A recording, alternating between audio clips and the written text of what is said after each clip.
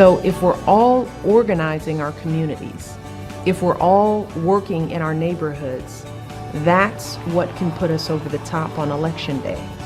That one new voter you register in your precinct, that one neighbor you help get to the polls on November 6th, that could make all the difference. Usually, she says, get in their face and shake them. But anyway, we're going to talk about how the Republicans are going to do just that, if not more, with David Drucker, senior congressional correspondent for the Washington Examiner. But David, I want to start, if we can, with this controversy surrounding Bibi Netanyahu. Of course, the president will not meet with him. Unnamed White House officials have told the New York Times and others that there'll be a price to pay for Bibi for what he's doing. And what he's doing is coming at the behest of Senator McConnell and John Boehner to address the joint session of Congress.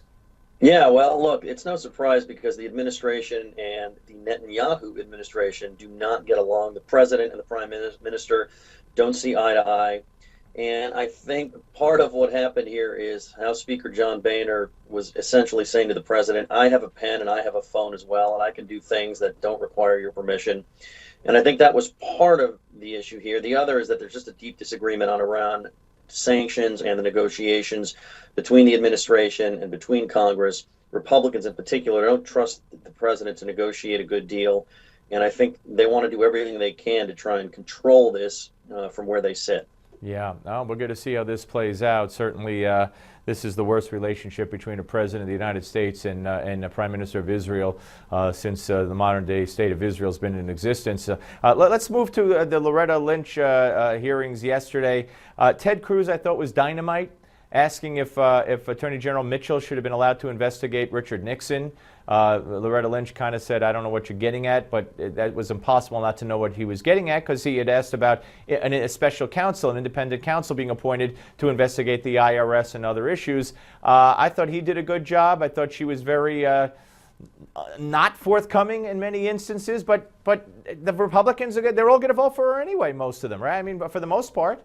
Well, I think you have to look at a couple of things here. First of all, the Attorney General of the United States is a political appointee to the president's cabinet, and that individual serves only at the pleasure of the president, to use the old saying. This is not some sort of independent judicial prosecutor or watchdog, no matter how many people want to say it is so. Democrats were screaming at George W. Bush's AGs for what they did, and somehow they were supposed to be above the law, above the fray, if you will, of politics.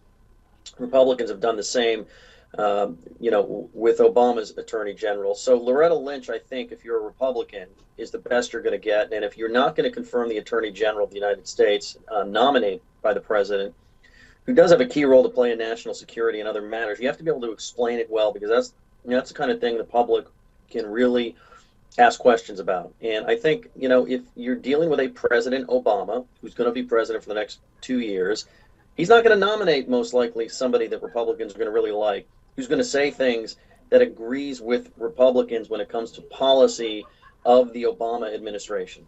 Yeah. All right. Let's move on to the turnout in 2016.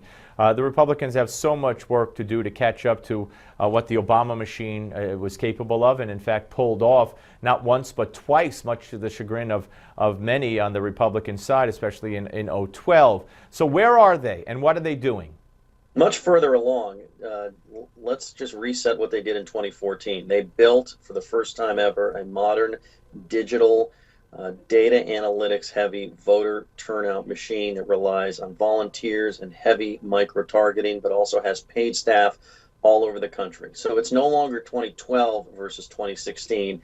It's 2014 versus 2016. And so what the Republican National Committee wants to do is to build and improve upon what it was able to field in 2014, so they have something that's ready for the presidential nominee when he is crowned later at some point next year.